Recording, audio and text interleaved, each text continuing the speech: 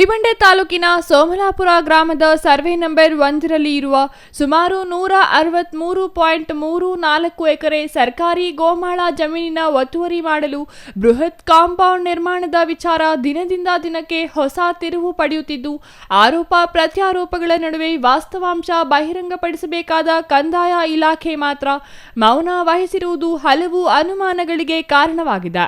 ಸರ್ಕಾರಿ ಗೋಮಾಳದ ಬೆಟ್ಟ ಗುಡ್ಡ ಸೇರಿದಂತೆ ಹಲವು ಪ್ರದೇಶಗಳನ್ನು ಅಕ್ರಮವಾಗಿ ಆಕ್ರಮಿಸಿಕೊಂಡು ಬೃಹತ್ ಪ್ರಮಾಣದಲ್ಲಿ ಕಾಂಪೌಂಡ್ ನಿರ್ಮಿಸಲಾಗಿದೆ ಎಂಬ ಆರೋಪಗಳು ಕೇಳಿಬಂದಿದ್ದು, ಇದರ ಹಿಂದಿನ ಅದೃಶ್ಯ ಶಕ್ತಿ ಯಾವುದು ಎಂಬ ಬಗ್ಗೆ ಕಂದಾಯ ಇಲಾಖೆ ಬಹಿರಂಗಪಡಿಸದೆ ಮೌನಕ್ಕೆ ಶರಣಾಗಿರುವುದಕ್ಕೆ ನಾನಾ ರೀತಿಯ ಅನುಮಾನಗಳು ವ್ಯಕ್ತವಾಗುತ್ತಿದೆ.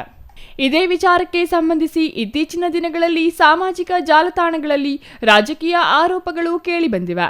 ಶಾಸಕರ ಕೈವಾಡವಿದೆ ಎಂದು ಸಂದೇಶ್ ಎಂಬುವವರು ಆರೋಪಿಸಿರುವ ಹಿನ್ನೆಲೆಯಲ್ಲಿ ಕಾಂಗ್ರೆಸ್ ಮುಖಂಡರು ಹಾಗೂ ದಲಿತ ಮುಖಂಡರು ತಾಲೂಕು ಕಚೇರಿ ಮುಂದೆ ಪ್ರತಿಕ್ರಿಯಿಸಿ, ಶಾಸಕರು ಯಾವುದೇ 1 ಗುಂಟೆ ಸರ್ಕಾರಿ ಜಮೀನು ಒತ್ತುವರಿ ಮಾಡಿಲ್ಲ ಎಂದು ಹೇಳುತ್ತಾರೆ. ಇನ್ನೊಂದೆಡೆ ತಹಸೀಲ್ದಾರ್ ಅವರು ಶಾಸಕರಿಗೆ ಸೇರಿದ ಯಾವುದೇ ಜಮೀನು ಒತ್ತುವರಿ ಆಗಿಲ್ಲ ಎಂದು ಸ್ಪಷ್ಟಪಡಿಸಿರುವುದಾಗಿ ಹೇಳಲಾಗುತ್ತಿದೆ.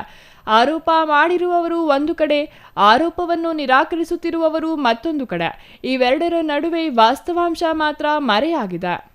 ಆತ್ಮೀಯ ಮಾಧ್ಯಮ ಗೆಳೆಯರಿಗೆ ನಮಸ್ಕಾರಗಳು. ನನ್ನ ಹೆಸರು ಶ್ರೀನಿವಾಸ್ ಅಂತ. ನಾವು ಕರ್ನಾಟಕ ಪ್ರಾಂತ ರೈತ ಸಂಘದ ತಾಲೂಕು ಕಾರ್ಯದರ್ಶಿಯಾಗಿ ಕೆಲಸ ನಿರ್ವಹಿಸ್ತಾ ಇದ್ದೀವಿ.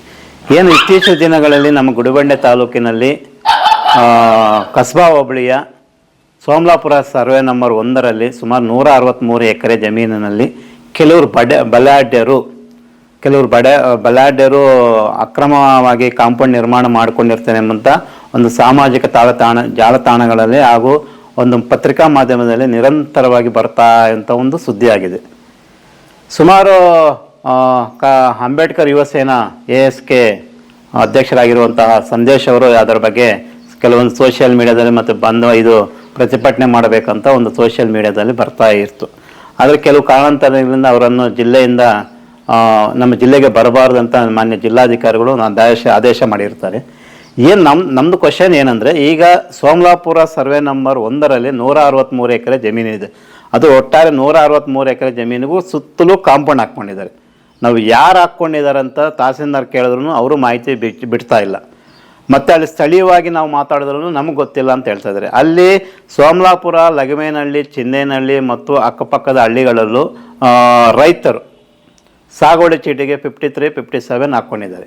ಮತ್ತು ಮುಂದೆ ಯಾವ ರೀತಿ ಯಾವುದೇ ನಮ್ಮ ಗುಡಿಬಂಡೆ ತಾಲೂಕಿನಲ್ಲಿ ಇತರೆ ಸರ್ಕಾರಿ ಜಮೀನುಗಳನ್ನು ಕಬಳಿಸುವ ಒಂದು ವ್ಯಕ್ತಿಗಳಿಗೆ ಒಂದು ಉದಾಹರಣೆಯಾಗಿ ಇವರ ಮೇಲೆ ಕ್ರಮ ಕೈಗೊಳ್ಳಬೇಕಂತ ನಾವು ಕರ್ನಾಟಕ ಪ್ರಾಂತ ರೈತ ಸಂಘದ ಒಂದು ಒತ್ತಾಯ ಮಾಡ್ತಾ ಇದ್ದೀವಿ.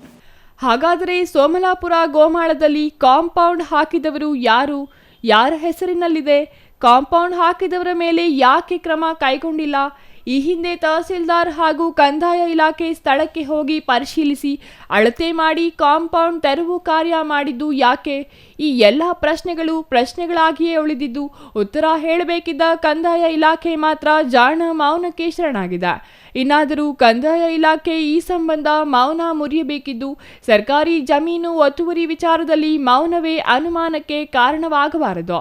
ಸತ್ಯಾಸತ್ಯತೆ ಏನೇ ಇರಲಿ, ದಾಖಲೆಗಳನ್ನು ಬಹಿರಂಗಪಡಿಸಿ ಸ್ಪಷ್ಟ ಚಿತ್ರಣ ನೀಡುವುದು ಕಂದಾಯ ಇಲಾಖೆಯ ಕರ್ತವ್ಯವಾಗಿದೆ. Mahesh, CTV news, Gudibande.